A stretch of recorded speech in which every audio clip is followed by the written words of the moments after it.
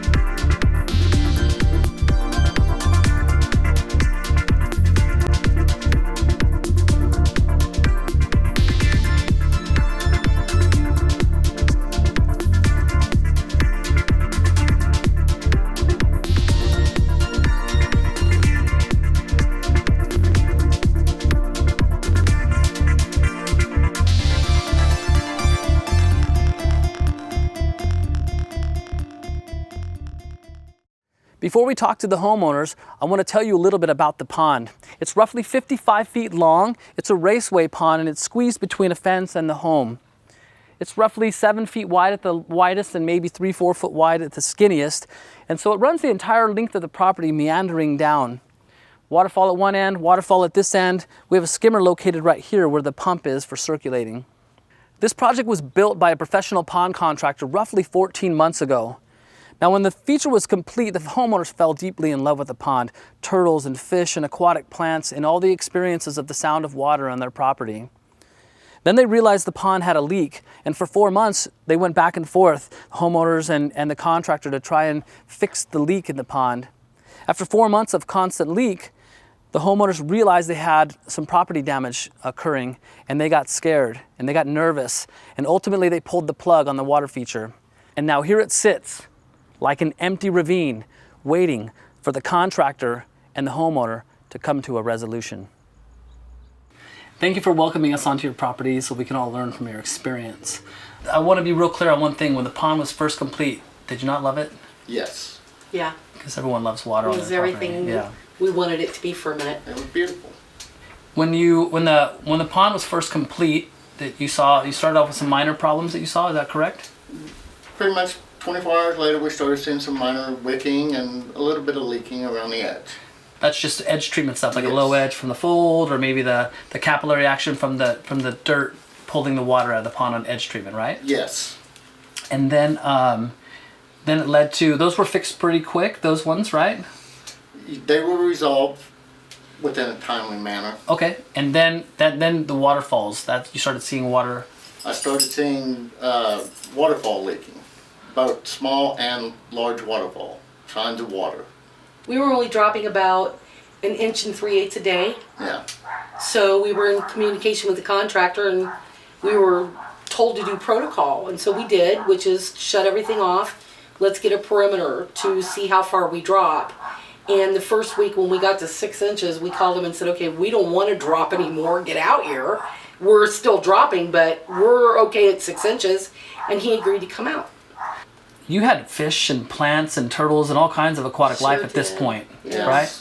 So this Yeah. is We had stressful. 2 sliders and a total of 21 fish. You were losing 1 3/8 a day, and you felt that was probably okay because the contractor said that that's normal, right? Yeah, he said it was probably evaporation, although the more I research it, I was pretty sure it wasn't. But it was still going down. That's when you Yeah. said, "Hey, we're." 6 inches, and we need you out here. Yeah. We're not going to keep dropping because I had aquatic life to care for. Each time he would come out, we'd find small problems, and then Yeah. you would, like, your gut would say, "Okay, we're fixed. Everything's Yeah. cool. Let's We were fill it. hoping it was fixed. Yeah. Yeah, we yes. feel positive and Let's fill it back up and get back on with yeah, living the let's pond get life." going Okay, again. so you do that, and then you're still losing water, right? Correct. Yep. Okay, and that's when, Dale, you took it upon yourself to dig behind the skimmer. Well, we I saw some started seeing saturation. saturation going on. around the skimmer, so I took it upon myself to dig behind the skimmer. I dug down about 2.5 feet, and the water started right away coming in, filling the hole that I had dug. There was After a couple attempts by the contractor, it was still leaking, so I took it upon myself to remove a little rock that sat on top, and I saw that all they did when they built it was took a piece of hose and put it through the rubber and foamed around it, and that was it. And the water was running over the rubber and behind it, so I bought some piping and added to it to get the water To flow to flow correctly. over into the pond Yeah. instead of welling up backwards and saturating back After behind the that, waterfall. there was never any signs. Yeah, that it stopped the waterfall saturating was back then. fixed. The small waterfall was fixed after that. Tell us about the seam on this pond. Well, seeing how I'm an experienced EPDM roofer from years ago, the first thought I had was there's probably a problem with the seam because of the amount of water that's coming behind the skimmer. It's definitely a big leak. So my first thought would be the seam in the liner. And when you first signed the contract, in your experienced roofer, you thought this would be a one-piece liner, right? Yeah, I thought it would be because you can definitely buy a liner big enough to cover this pond. And actually, I questioned the contractor at that point about why are you putting a seam in here? Because that's a risk factor that we didn't really want here, nor would most people if you don't have to, which we knew we didn't have to. Right. And he reassured us that he could seam it fine. And Dale reassured me, of course I was worried, and he reassured me with his experience and him off work at the time this was being built, that he would oversee that seam being seamed. And so I wasn't worried anymore. But you guys didn't get a chance to see it get No, seamed. no, No. we didn't. We were gone that day that happened. So the first piece of liner went in and then it continued to rock. Because this is difficult access, so I imagine how the machinery came in to do their work. They got half of the pond done, or 2/3 of the pond done, and then the seam had to happen. But you're telling me that from the photographs, the liner was down too tight, so they couldn't get it up and get a nice flat. Yeah, Well, there's and no over- hard surface, no prepping the liner right, all the things that he knew from his industry. And I was researching and now looking at all the pictures I took every day out of joy. We're going, wow, now we're real concerned about that seam wasn't done right. And it's probably why we're seeing so much water. So you had the contractor come out and move rock by the seam, is that correct? Oh, yeah. Yeah, and you saw what? Tell us what you saw. Well, he didn't want to because he was sure the seam was fine, but I insisted.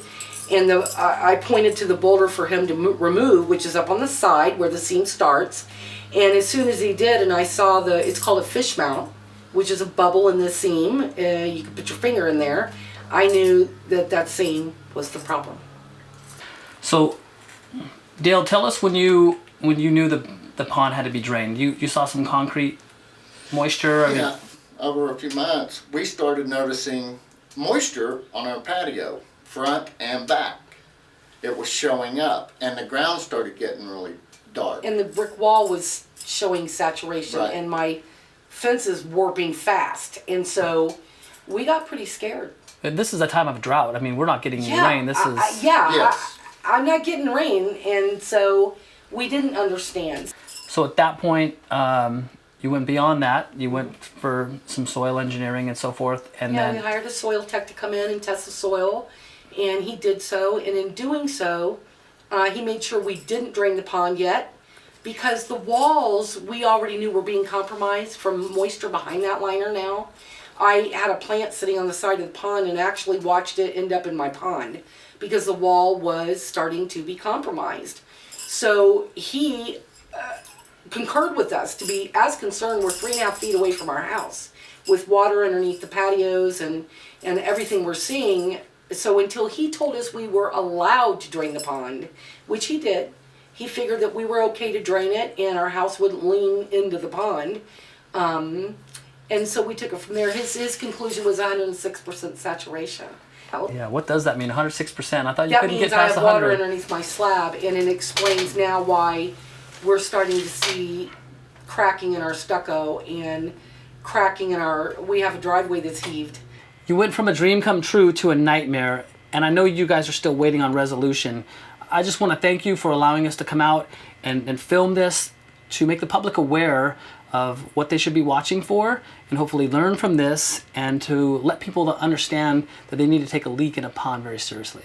Well, thank you so much for having us. We're going to go take a closer look to the pond Sure. and see if Have we at can it. show some It people. was pretty at one time. It sure was. It was pretty.